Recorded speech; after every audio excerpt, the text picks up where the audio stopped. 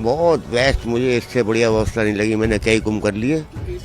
इस पूरी जो आयोजन है, जिसे दुनिया का सबसे बड़ा आयोजन कहा जा रहा है, उसका शिल्पकार भी एक संत ही है, हाँ हाँ, योगी आदित्यनाथ, वो संत है। योगी जी महाराज है। व्यवस्था सब कुछ ओके बहुत ओके बढ़िया। है, बहुत बढ़िया है। बहुत ही बढ़िया कर रखी है, बढ़िया से भी बढ़िया, पब्लिक के लिए भी और साधुओं के लिए। डेथ होती है, जब मृत्यु होती है, उसके बाद अंतिम संस्कार की क्रिया क्या होती है, बहुत लोगों में भ्रम है, अलग अलग तरीके से प्रचारित होता है सोशल मीडिया में, अलग अलग। नागा साधु जो है जलाए नहीं जाते, उनकी समाधि बना दी जाती है जमीन में बिठा दिया जाता है, वहीं समाधि बना के उनकी पूजा की जाती है। इसकी वजह कोई खास वजह ये है कि उन्हें दोबारा फिर आना है इस साधु साई में ही, उनकी पूजा करेंगे, हम वो जरूर आएंगे। प्रयागराज कुंभ में इस वक्त हम मौजूद हैं और यहाँ आकर आपको पता लगता है कि अपने पूरे जीवन में जितने साधु संतों के दर्शन आप नहीं कर पाएंगे, इस एक महीने के दुनिया के सबसे बड़े धार्मिक मेले में, आप जो धार्मिक आयोजन होता है, इसमें आकर के साधु संतों के दर्शन करते हो। आप जब यहाँ पर घूमोगे तो तमाम जगह आपको साधु, सन्यासी, संत, महात्मा, महामंडलेश्वर, शंकराचार्य, सभी लोग एक जगह मिल जाएंगे। और वहीं अभी हम मौजूद हैं, हमारे साथ एक नागा सन्यासी हैं, और ये सिद्धियां जब ली जाती हैं, इनका कठोर तप, इनका ध्यान, ये सारी चीजें जब आप सुनते हो तो सिर्फ सुनते हो, लेकिन जब किसी नागा साधु से जानते हो उसकी जुबानी, तो आप में दंग रह जाओगे, आप जानकर आंखें फटी रह जाएंगी। एक ऐसे ही नागा सन्यासी हमारे साथ हैं। महाराज जी, आपका परिचय? मेरा नाम नागा बाबा योगेश्वर भारती है। हाँ, मेरे गुरुजी का नाम श्री दिगंबर कैलाश भारती है, वो फ्रांस में रहते हैं। अच्छा, फ्रांस में रहते हैं? यहीं के हैं या फ्रांस के हैं? फ्रांस के ही हैं। वो अब की बार किसी वजह से आए नहीं हैं, नहीं हर कुंभ में आते हैं। तो महाराज जी, कितने साल पहले आपने संन्यास ले लिया था? मैंने हो गए 20 साल। 20 साल पहले आपने संन्यास लिया था, और 20 साल पहले की आपकी जो जिंदगी थी? वो मेरी पारिवारिक जिंदगी थी। सारे लोग होंगे आपके हैं। घरवाली की डेथ होने से मैं साधु बन गया। झटके में महाराज जी आपने एक विचार बदल दिया, एक झटके में सब सोच लिया। हाँ हाँ। क्या उस वक्त मन में आ रहा था एकदम से? ये बड़ा फैसला होता है, इस जीवन में आना बहुत कठोर तप है आपका। मेरे बच्चे जवान थे, अगर मैं दूसरी शादी करता मेरे बच्चों की क्रिया खराब जाती। मैंने अपने बच्चों की शादी कर दी, चारों की। उस गृहस्थ आश्रम का भी पूरा निर्माण। हाँ, और वो जो मेरे बच्चे हैं ना, मेरी लड़के जो हैं, वो भी बाल बच्चेदार हैं, खूब बड़े बड़े बच्चे हैं। अब मैं किसी बात की मुझे कोई चिंता नहीं है, घरवाली मेरी है नहीं, बच्चे अपने अपने काम कर रहे हैं, सब अपने अपने घर के हैं, अपने भजन कर रहे हैं भोलेनाथ का अपने। 20 साल आपको इस अवस्था में। हाँ हाँ।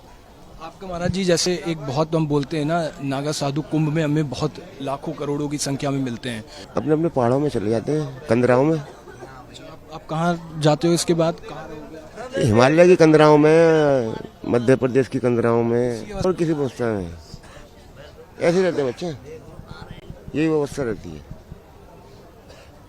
गुरु महाराज की कृपा है। तुम यहाँ भी जैकेट पहन कर, तुम वहाँ भी जैकेट और कम्बल में होगा। हम ऐसे वहाँ तो हम पूरा और जैकेट, हम ऐसे ही मिलेंगे, वहाँ भी हम ऐसे ही मिलेंगे जैसे यहाँ मिले। और 29 तारीख को शाही होने वाली है, देखने दिखाने लायक शाही होगी। वर्ल्ड में ऐसा मेला नहीं होगा, दुनिया का सबसे बड़ा धार्मिक आयोजन। वर्ल्ड में ऐसा मेला नहीं होगा। महाराज जी, कुछ शिक्षा दीक्षा आपकी हुई थी, पढ़ाई लिखाई, क्या करते थे आप? बस शुरू से गुरु लोगों की जो है, बिल्कुल एक आवाज में खड़े हो जाना, एक आवाज में ये होना। जब आप पारिवारिक जीवन में थे, तब आप क्या पेशा था, क्या काम? सब्जी बेचता था मैं। महाराज जी, आप रहते थे दिल्ली, पुरानी सब्जी मंडी का लीडा खाने वाली में मेरा घर था। वहीं मैं पला बड़ा हुआ, वहीं मेरी शादी ब्याह सब हुए। वो पुरानी सब्जी मंडी टूट के और नई सब्जी मंडी बन गई थी आजादपुर, उसमें मैं काम करता था। हाँ, वहाँ मैं सब्जी बेचता था, थोक में खरीदता था, थोक में बेचता था।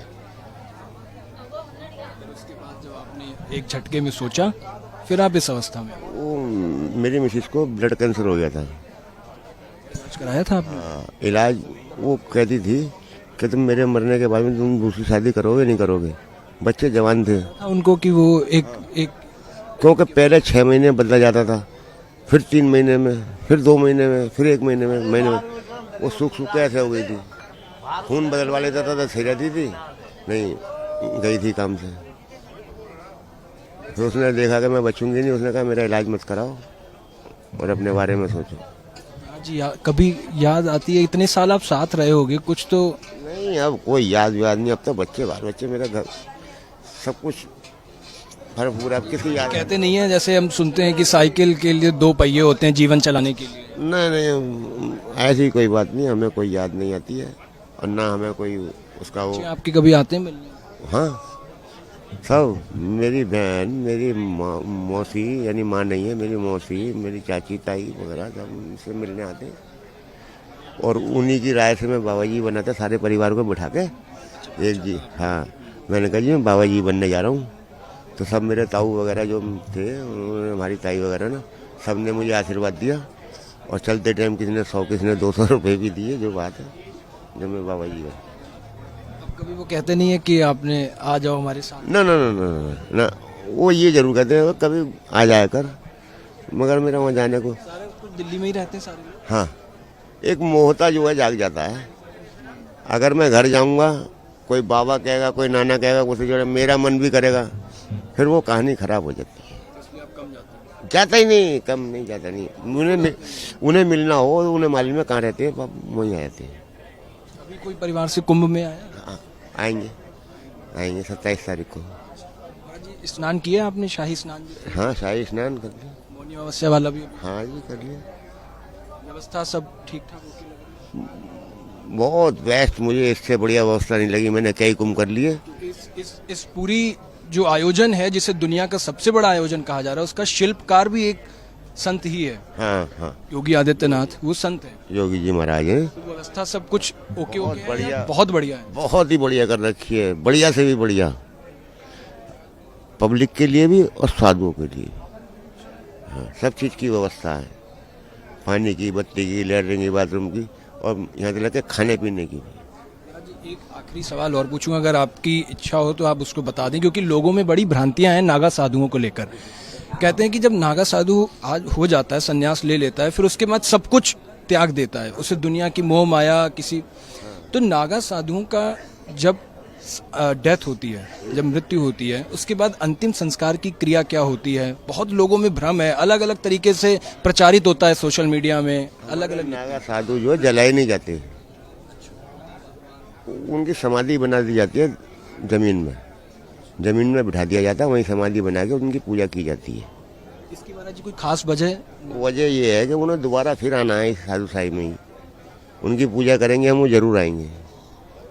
हाँ तो सुना आपने नागा साधु को लेकर जो तमाम काफी सारी भ्रांतियां आपकी, वो सारी चीज ठीक हो गई। और जब 20 साल की इस तपस्या के बाद, ये बड़ी कठिन तपस्या है, ध्यान, तप, योग, सारी चीजों के बाद दुनिया की मोह माया सब छोड़ करके अब यहाँ पर बैठे हुए हैं। और इसके बाद हिमालय की पहाड़ियों पर महाराज जी चले जाते हैं। तमाम काफी सारा परिवार था, सब कुछ था, लेकिन एक झटके में सारी चीजें छोड़ दी।